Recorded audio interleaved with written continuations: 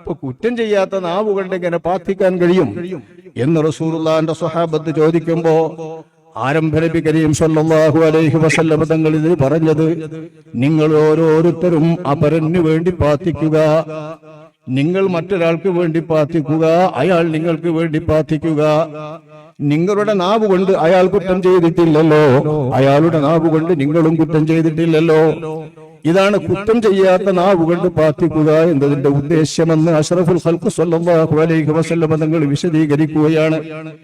നബിയുടെ മൊഴികളൊക്കെ ആകർഷകമായ, പെട്ടെന്ന് കൗതുകം ജനിപ്പിക്കുന്ന, നമ്മുടെ ശ്രദ്ധ ക്ഷണിക്കുന്ന തരത്തിലുള്ള വാക്കുകളായിരുന്നു അഷ്റഫുൽ ഖൽഖ് സല്ലല്ലാഹു അലൈഹി വസല്ലം തങ്ങൾ പ്രധാന കാര്യം പറയുമ്പോൾ ഉപയോഗിച്ചിരുന്നത്.